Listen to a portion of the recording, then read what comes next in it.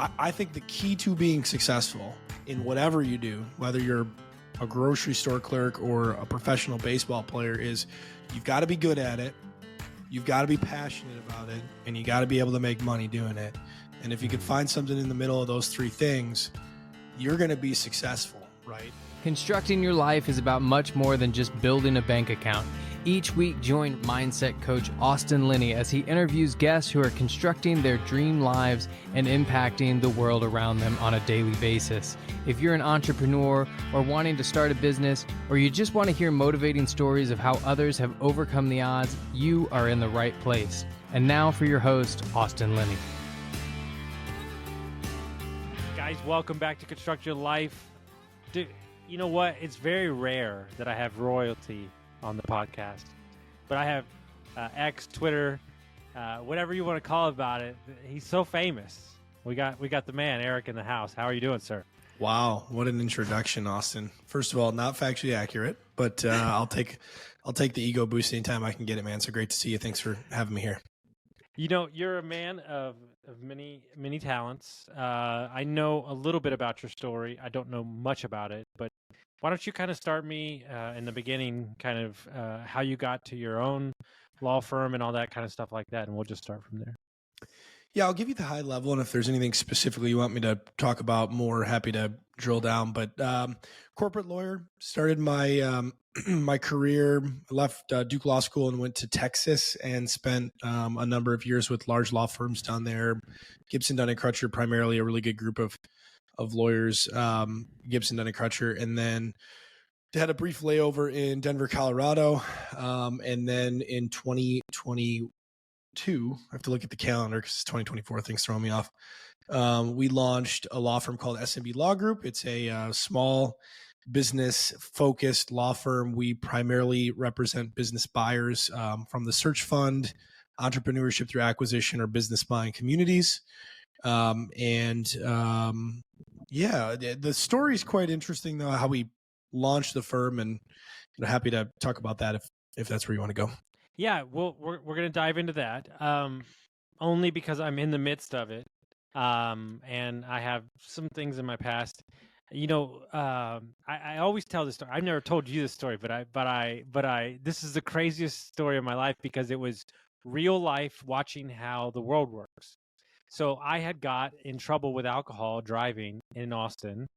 Okay. This was back in the day. And the law firm I went to, they were backed up for almost 3.5 years. Austin court system was. He said, Wow. Look, dude, he said, just keep extending until they get tired of you and they'll kick it out, right? Like, that's what he literally told me. Like, you know, I didn't have much money. First of all, has the statute of limitations run on this, Austin, before we go to? Yeah, we're good. Okay. We're good. All We're right. good. All right. Good. Yeah. I appreciate you. Thank you so Yeah, much. for sure. Bill me later. So yes, Yep. long time ago. So long story short, my first day in court, it's a big court. There's multiple courts. There's so many people in there. And I'm sitting there, and I'm my lawyer is useless. I mean, does not care. He's probably got 150 clients. But I watched the defense attorneys, the state representatives, walk out, and they had shitty suits. They looked like they just got out of college.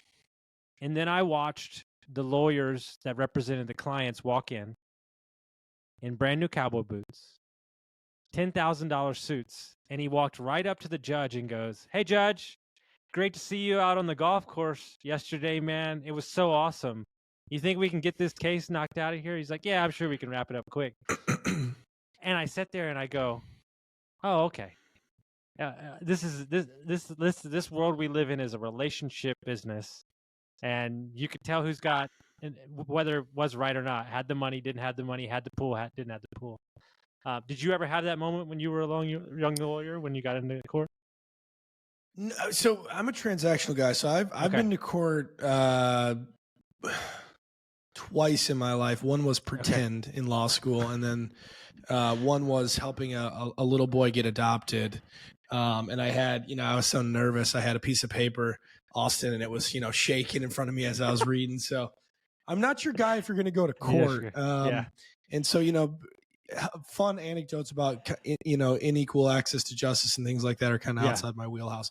I've always represented companies in transactions. So if you want to, primarily mergers and acquisitions, but oftentimes capital markets transactions too, if they're going to sell debt or equity, that's where I was, kind of helping add a basis point to the share price, whatever. It's what we were doing. So that's fun. It. Guys, let me take a minute to tell you about my buddies over at Lead Hub, Ben and Aaron, the best humans I know. Not only are they amazing at marketing for trade companies, but Ben started his HVAC company in his garage, sold it for multi-million dollars. So when this guy talks, I listen.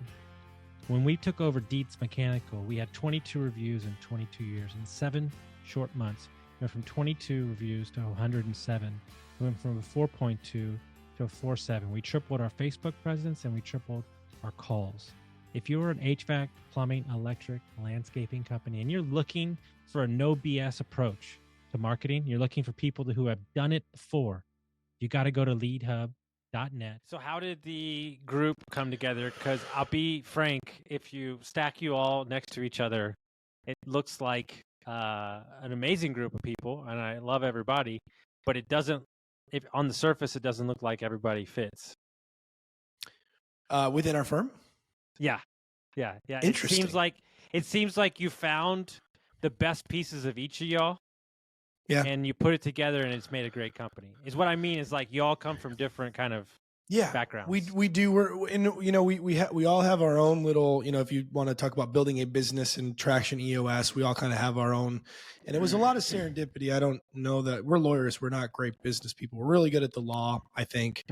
We're really good at transactions, but I don't think we're necessarily the world's greatest entrepreneurs. But I'll let somebody else. So I'm not gonna let you say. I'll say it.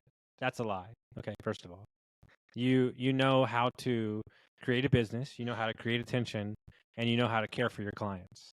The rest of the stuff will figure it out for itself. Because every time I've met you, your attention to detail, to listening to people and being available for them is second to none. So I will not let you say that you're not great at business. So, yeah. Well, I appreciate that. I mean, I think honestly, Austin, for me, I think the key to being successful in whatever you do, whether you're a grocery store clerk or a professional baseball player, is you've got to be good at it. You've got to be passionate about it, and you got to be able to make money doing it. And if you can find something in the middle of those three things, you're going to be successful, right? And for me, I've always been, I think I'm a good transactional attorney. But when I was working in corporate and prior to starting S&B Law Group, I was working for Kirkland & Ellis, was my last law firm, one of the best private equity law firms on the planet, doing $100 million, billion-dollar transactions. They're very aggressive. They do probably more private equity, or as much private equity as anybody, probably more private equity than a large cohort of the 100 largest firms put together. They do a ton of private equity. And they're going after targets on Sunday night at 11 p.m. We're on a call, distressed energy company, California. How are we going to take it down? That did not excite me, Austin, if I'm being honest. It wasn't for me. I don't know that it's for I don't know if anybody's like, oh, I'm so passionate about, private equity, M&A, and, large cap companies doing KKR, taking down this entity or that entity. So what happened in the genesis for the firms, I started networking in the entrepreneurship through acquisition community, the business buying community, because I loved it. I loved the idea of people going out and taking control of their life by buying an established, high quality, enduringly profitable business. And how exciting that is and what it can do for your life if it's done the right way. There are a lot of ways to screw it up, but if it's done the right way, I think it's an incredible thing. I think it's the best possible way to be an entrepreneur, in my opinion. So I was networking in that space because I was going to go buy a business. That was my thought, at least. And I had a ton of people start coming to me going, hey, I need a really high quality lawyer for my 2, 4, 6, 8, $10 million deal. I had no idea at that time that lawyers don't really exist in that space. You've got, mid-market M&A attorneys that are built for $50, $100 million deals that don't really make sense doing those deals. And then you've got generalist attorneys that are like, hey, I'm Carl, I'll take anything, but I don't know what I'm doing. I'm not going to tell you that. And you're going to get your ass kicked in the transaction, but I'm going to take my fee and I don't care. So you're really kind of sandwiched between those two things. And obviously that's a little hyperbolic, but so we wanted to build something specifically for the small business buyer.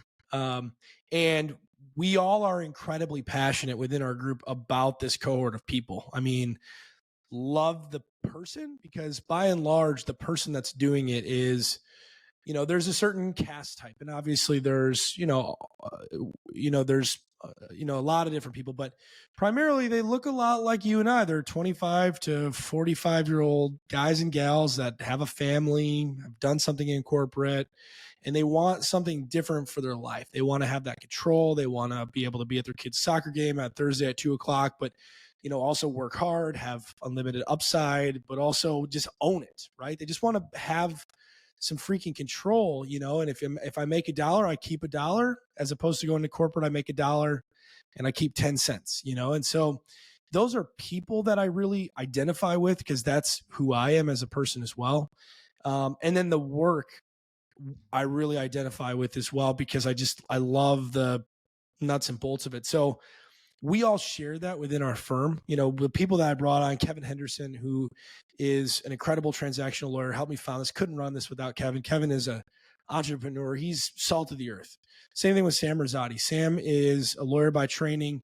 He actually quit the law. He did what I was thinking about doing, quit the law, bought a business, had an exit.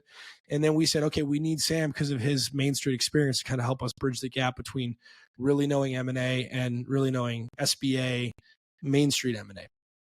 And then we've added incredible people throughout our firm that all have that same ethos. Ellie Albrecht, just an incredible family guy. He's been in the Wall Street Journal. When he was at Gibson Dunn, they wrote a piece in the Wall Street Journal about him as a law dad, as a father that's trying to be at home, trying to have that relationship with his family, but also be a, successful corporate lawyer.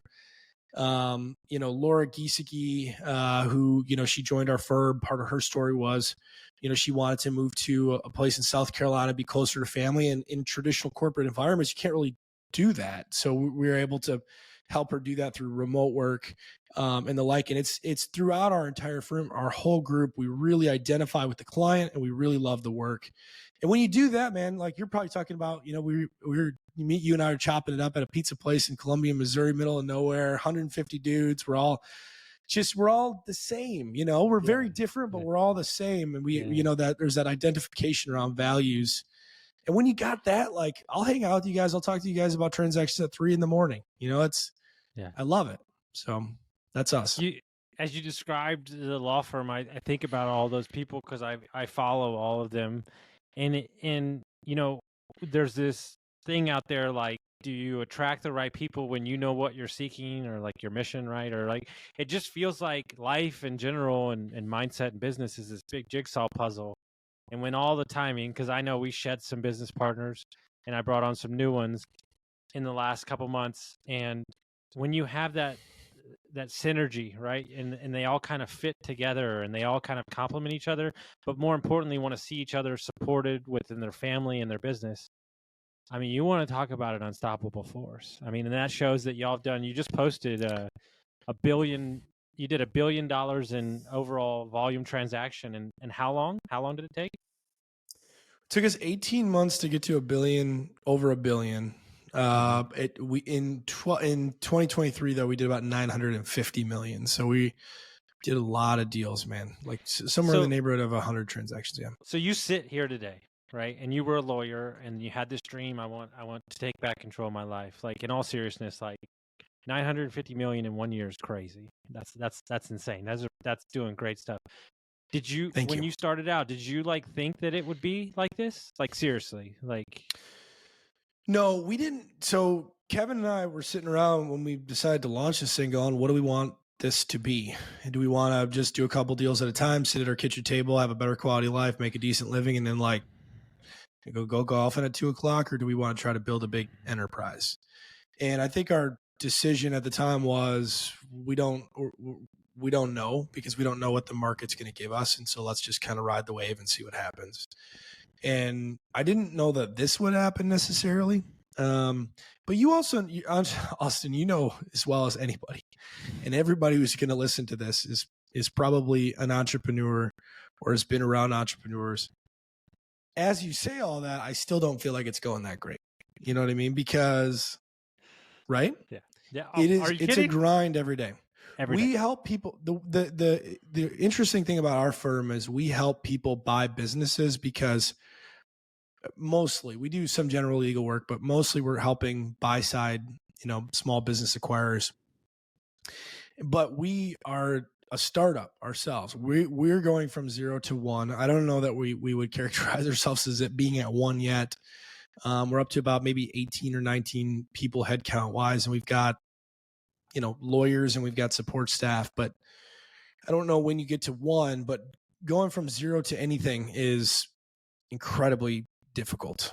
It is really challenging, and it's life on hard mode. And I think that there are very few people that haven't been in yours or I's seats that really can appreciate how challenging it is to go from 0 to 1. So I appreciate all the nice things you said, but I still think, especially having had this experience, because sometimes people be like, you're a startup, but you're telling people to buy businesses. I'm a startup, so I am in a better position to tell people to buy businesses. So anyways, it's been a good ride. I would say the number one thing that has struck me after 12 months of an existing business for starting another one right now, separate more in my zone of genius, which I'll explain to you off air. The energy for a startup and an energy to buy an existing business, let's say it's been around for 20 years. There's two totally different people. Yeah. Like who I am in my HVAC company needs to chill the F out and just let the baby hum. And then when it's a startup, it's pound. It's okay, let's go, let's push. And I think people don't realize how different that. Look, if you're a single business owner and you start a business and you got 2 employees, it's way different than having to be 41 years old, which I am, and talk to 65-year-old men who've been in the trade for 45 years and try to tell them how to do their job as an HVAC installer.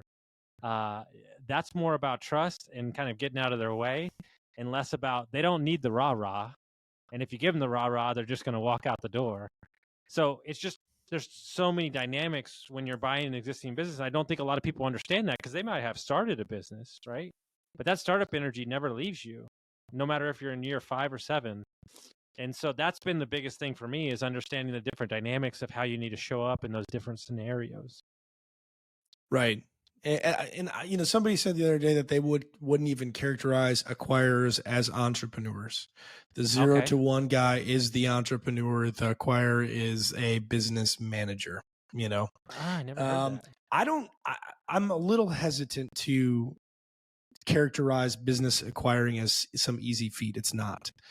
But it's different. It's a different thing. So anyways, it's a bit of an interesting topic. So I'm listening to this. I'm a business owner, or I've thought about buying a business, right? And I view advice when it comes to CPA, bookkeepers, lawyers, kind of like the health business, the health world. There's so much advice out there. People just go swimming, right? When you look at clients and they're going to buy a business and you're consulting them right out of the gate, what are the 1 or 2 things that they're not paying attention to as an acquirer or buyer that they need to make sure that is top of mind when it comes to engaging a lawyer and stuff that they're not paying attention to? Things that are overlooked. Well, I don't know. It's a really buying a business is a challenging process, right? Because you've got a lot going on. First of all, there's a lot of sales involved. Austin, you got to convince the seller and the broker you're the guy or gal. You got to convince the bank that you can do it. You've got to convince your spouse. You've got to convince, lots of people. And then when you ultimately acquire the business, again, you're convincing that 65-year-old tradesman that you are a person that he should listen to. So it takes an enormous amount of confidence. It also takes an enormous amount of time management because you've got a lot going on, right? You're negotiating legal documents. You're working with the bank. You're doing quality of earnings. You're maybe working your day job. You're being a mom or a dad. And there's more stuff, right? It's an enormously challenging thing. And there are a lot of off ramps for the wrong people, I believe, in that process. But I think the thing that I see people struggle with, even sophisticated people, and this will maybe sound a little bit self-serving, but I mean it, setting aside my role and things, is when you try to DIY too much with all that you have going on, trying to do, you've been at Goldman Sachs for a decade, great. And you can do a quality of earnings with your eyes shut, great. Have you ever done a quality of earnings with a small business HVAC owner who is refusing to give you documents, or, does things on paper or whatever? Have you ever done it in this industry? Have you ever thought about working capital for a pool installation business? Have you ever thought, those are the times that I see people get in trouble, is even when it's within their zone of genius. They're a finance expert or a finance whiz, but you come into a different dynamic and you are testing out that skill set in a different dynamic at the wrong time to be testing, because things are moving so incredibly fast. And you don't want to be 60 to 90 days into the transaction, then realizing that, hey, I screwed up by not hiring a quality of earnings provider. I'm going to make a $3-4 million investment here, and I didn't want to spend 15 grand, a mere drop in the bucket, to make sure that a critical component of the transaction is done the right way. So I don't think that business buying is rocket science, but it's about getting the right pieces lined up, and it's about executing very well and managing time and managing a team within the deal process. I love that.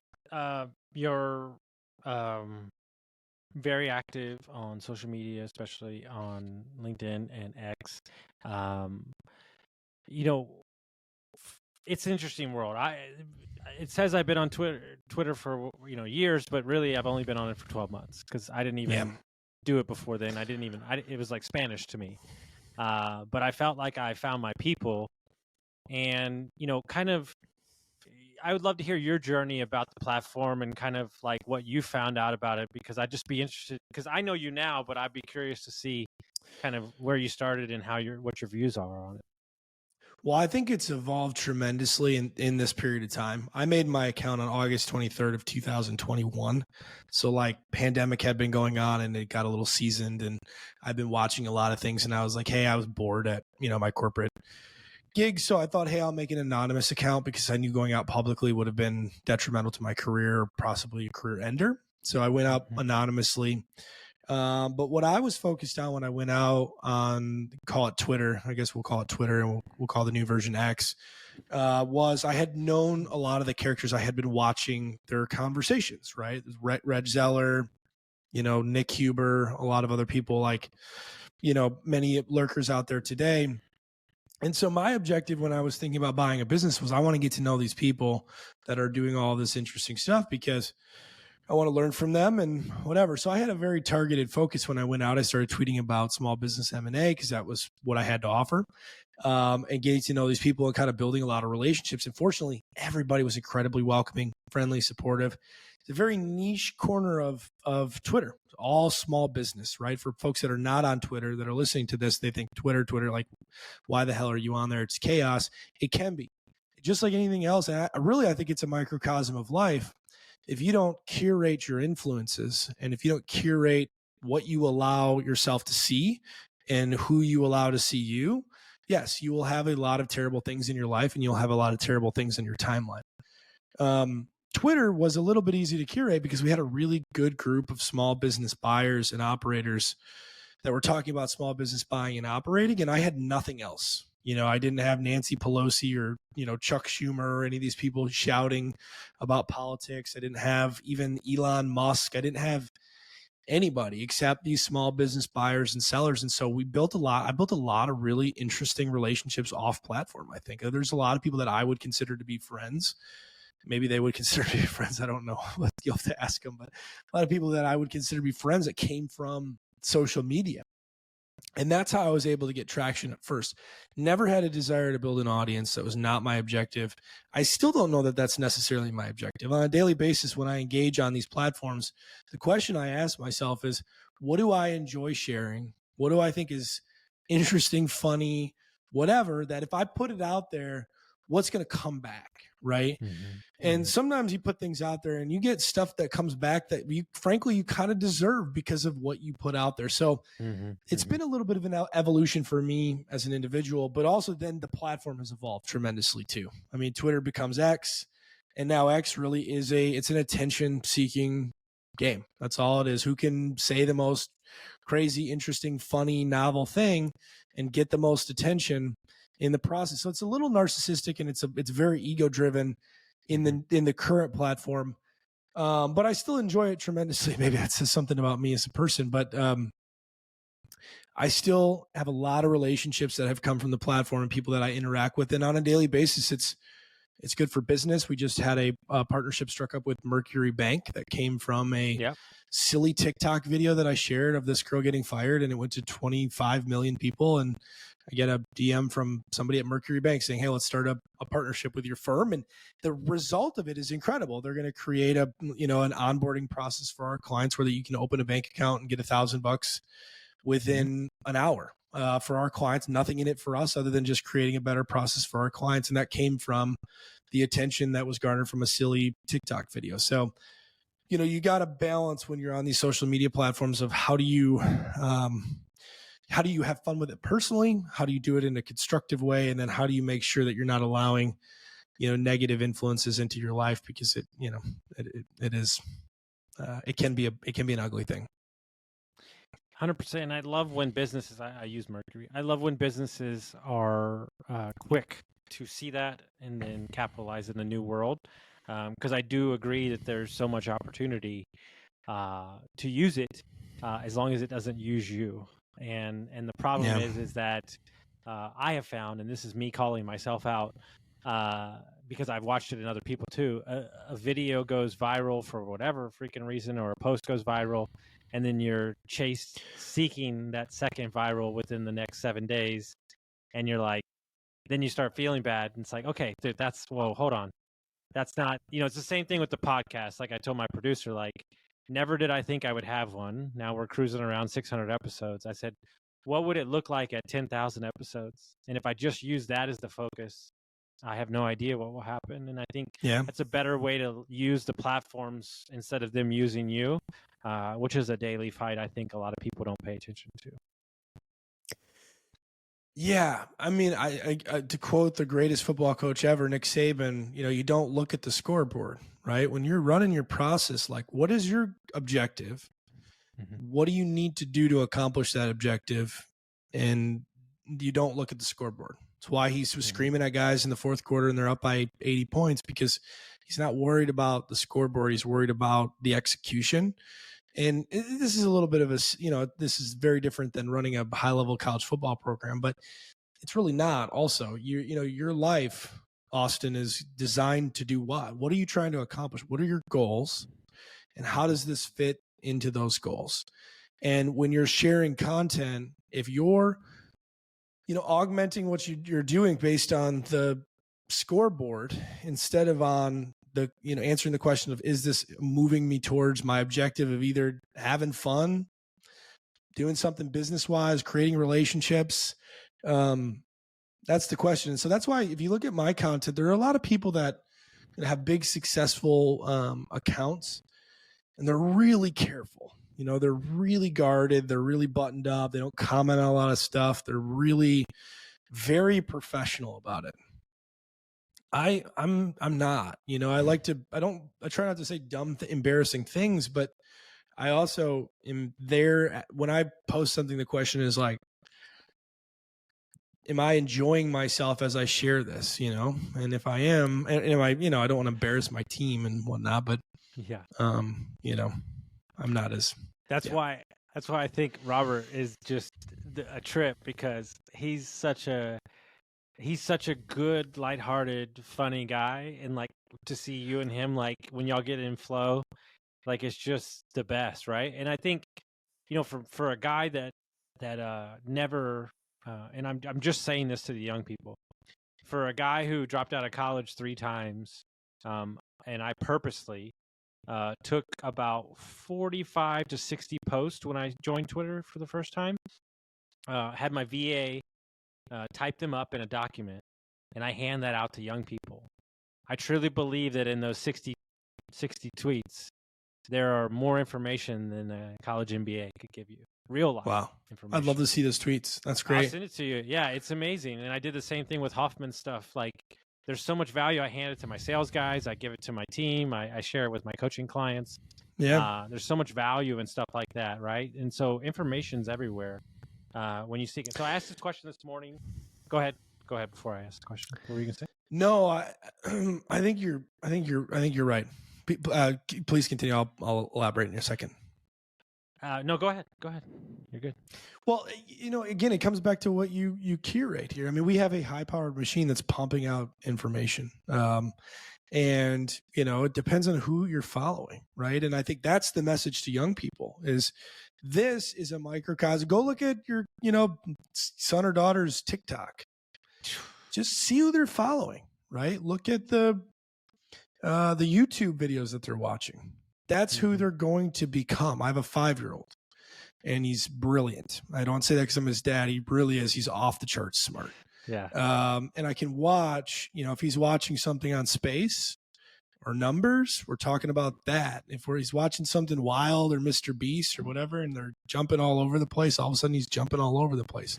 We don't grow out of that. Right? We don't grow out of that. I mean, we tone it down a little bit, but you got to curate your influences. When we had, this is not a political comment, but Trump was a much more, headline making, outspoken, brash president than Biden. And I think our discourse during that period of time, we were watching him every day, was a little more of that. Right. And that's, again, good, bad, whatever. That's not what I'm saying here. I'm just saying we do evolve a little bit to our influences more than we realize. I'm going to give a real life example to understand. You're hearing me speak right now. You're hearing my voice and you're saying, okay, that guy sounds like he's from wherever. If I get around my grandfather, or I get around my uncles who are from Southeast Texas and have been on the Gator Show, you will hear me sound like I just went on a fucking trail for the last 2 hours. Like what we listen to and what we're put around, we walk the same way as the people we're around. We speak the same way. So you have an option to do this thing, and it's amazing, and it's called the mute button. And you can just, what's crazy about social media? This is the craziest thing in the world. This happened to me recently a bunch, especially Instagram. I'm sitting there arguing about this person and their choices in their life. And my fiance looks at me and she goes, just unfollow them. And then you unfollow them. And then guess what? I don't have that concern anymore. And it's like, wow, it just went away from your life. It's the craziest thing in the world. Right. Yeah, it's hard. It's really hard. And so the evolution of my account's now up to about 105,000 followers. And when I started, the first, 10,000, the first 9,000, it's pretty good. That's probably the best place to be, is 9,000 followers. You want to sit tight at one spot, it's 9,000. Because at 9,000, you pretty much know everybody you're following. Everybody who's following you pretty much knows you has good intentions. If you're going to go north of that, you're starting to get kind of cross currents, like small business, real estate, for me, law, crypto. Sometimes I've tweeted regrettable things about crypto, and now I've got crypto people following me. I went viral for ChatGPT, so got a bunch of AI people following me, and so now all of a sudden I'm at 50, 60,000 followers. And when you're sub 10, somebody trolls you, it hurts. You're like, what the hell? Like, this person said a mean thing. Like, what's the problem? And you want to go after them or block them or whatever. Then you get to about 50, 60,000, and like the number of people that are saying mean, hurtful things to you is so many that like it still bothers you, but it's only like the really intense things that you'll block out. And then you get up to where I am now, and like, I don't even see it anymore. And so there's this like maturation, and some people can't handle that, right? Like some people just can't. And sometimes I don't handle it well either. But the evolution for me was going from like the sub 10,000, where I'd like respond to that person and be like, what's your problem? To like the 60,000, be like, I'm going to block these people. Like, I'm going to block them. Like, they're mean, they're vicious, they have bad intentions. They don't deserve to see me. All that does is you're taking an affirmative action that they see that is hostile to them. What do you think that does? You think that makes him like you more? Yeah. No, they put it out there that you blocked him, and now it's engendered negativity towards you from everybody who sees that. Because they all do it. They all screenshot it, go, oh, Austin, look at Austin block me, can't handle it. Couldn't handle the smoke, you know? And then you get to 105. And so now I've got like a pretty much a two, I don't engage with the negativity. If I see it, even if it's somebody I like, they say something negative, you can disagree with me all day long. I'm an attorney, you know, I'm perfectly comfortable with somebody telling me that I'm wrong. But if you disagree with me and like, oh, this, you know, look at this bullshit artist who's blah, blah, blah. I'm going to see it one time. Right. And if I see it a second time, then I just mute you and I never see you again. And that's the best way to, And so that way you kind of do it in a non-hostile way, but you can't interact with that negativity. And there's a lot of it. And my life lesson to all you people out there is you can use the mute button in real life too, guys. It works the same. Yeah, you can even mute tweets where there are text messages. You can shut off notifications. It's an amazing thing. So one last question. I asked this question this morning on another guy I interviewed off the platform, and I loved it. So there are a million hot takes out there. I'm trying to explain to my podcast producer, social media is an interesting place, especially on X and Twitter, where the trends are going. Different week, different thing. What is something out there right now, a narrative that is circulating that you just think is a really bad take? That's a good question. I think the thing that I struggle with the most is just like and this will be redundant from what we just talked about, but the intensity of the negativity. And I'll give you an example. There's a viral video from the last few days of this man complimenting his wife. And you know what I'm talking about? I know exactly what you're talking about. It was hard to watch, but I understand the purpose behind the video. He's complimenting his wife, right? And, you know, she's wearing an outfit and he says like she looks good in the outfit or whatever. It's a little over the top about it. It's obviously a staged video, but like you're on social media, like everything's content, everything's staged, right? And it goes viral because everybody's like, look at how whatever this man complimenting his wife, and they're negative about it. And I'm like, guys, like this dude is complimenting his wife. That's your beef. You've got beef with a man complimenting his wife. Like that's what we're going to make an issue with today is he overly complimented his wife. And I see a lot of it, right? Of stuff like that. When you really boil it down, it sounds stupid when you say it like that. Well, I am bothered by this man complimenting his wife. Just keep going, keep scrolling. If something doesn't sit right with you, or you think it's silly, or you think it's staged or whatever, you don't need to turn it into a viral video embarrassing this man who complimented his wife, you know? So you really have to be careful in social media. You get sucked into those negative.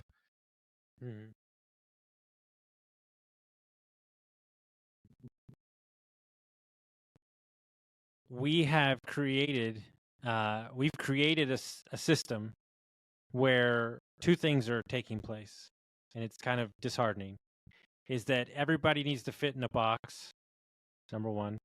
The second is that we're not allowed to be happy anymore.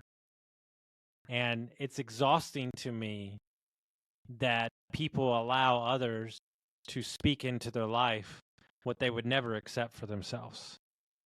And when you create a space where you and you alone get to dictate how your family and yourself operate, then you can go, okay, great, thank you very much. Like, I tell everybody the same story. I've told it a million times. When I first got sober and started a podcast, I used to get 6 to 7 DMs a week from people that I used to work with over the years. And the DMs went like this. Who the fuck do you think you are? You're a piece of shit. You always be a drunk. I don't know how you think you could have a podcast. Go fuck yourself. All the time. This went on for a year and a half. Sorry, I'm dead you serious. Go through that, Austin. That's terrible. Heard about it from other people that had worked there that went. Like, this is what I hear. Okay, then fast forward 2 years, and then I'm getting messages going, hey, man, really proud of you. Keep it up. Same people. Then in year four, they're asking me to coach them so they could get through addiction and sobriety. And I go, if that's not a metaphor for life, I don't know what is. Yeah, it's so interesting because we are, like you said, inviting things that we wouldn't accept for ourselves. We're very hard on other people. We're very two-dimensional. I shared something the other day about a person, I won't say his name, but he had a very famous festival that had a Netflix documentary. Yes. First time, ended up in prison. He's trying to do a second festival. I don't really understand what he's doing. And I tweeted and I said, I really want to like this guy, but I don't understand the business model. $1 million for a ticket. And people were like, why do you want to like this guy? And I replied and I said, I want to like everybody. I want to believe that everybody is good and I want to give everybody a second chance. And the number of comments that I were under that, like, some people don't deserve a second chance. This wouldn't be a second chance, yada, yada. I'm just like, imagine if that was you, man. Like, we all have the propensity to do dumb, stupid things. And I hope that someday I've done things in my life. People have given me second chances, certain things. I will continue to make mistakes and do dumb things in my life. And I hope that when the day comes, people will give me a second chance, And so I'm sorry that you had to go through that, Austin. That sounds completely unfair. Congratulations on the success of the podcast and the perspective and the perseverance, man. So really, you run a great podcast, Austin. No, it's all good because what I realized two things. One, if you are where you are as you sit today, the only person that got you there was you. So the only person that can get you out is you. You have the key to your own freedom. Number one. Number two was really what did it for me is I had 3 guys. I'm dead serious. This is not a joke. 3 guys in Arizona when I lived there try to fight me in person. And it was really scary. One guy was really big and it was like, he kicked me out of his house. It was like, I was torn up. Like, I was like, really, like, I'm not a mean person. I have a little bit of a sassy attitude, but that's okay. I'm a Sagittarius. So, and I called my buddy and I realized what it was. He could not get sober. So he was upset that I was sober. Yeah. And he wanted to bring me down to his level. And when I realized that you can just love somebody and say, I'm sorry that's hurting you, not take it on for yourself. Yeah. Then you can move on with your day. And I think more people should do that. Yeah, absolutely. Sorry you had to go through that, though. I mean, the journey of life has many twists and turns. You're at about that age. You're just a little bit ahead of me. You said you're 41. There'll be many books. There'll be many books. Yeah. We're the first one is going to be called My First Year of Entrepreneurship in SBMB World. Who knew that it would be a war, a knife fight, anxiety-ridden journey? I'm really excited to write that one. So if people want to find out more about your company, they want to reach out to you, how would they do that? Yeah, we're SMB Law Group. We are a law firm that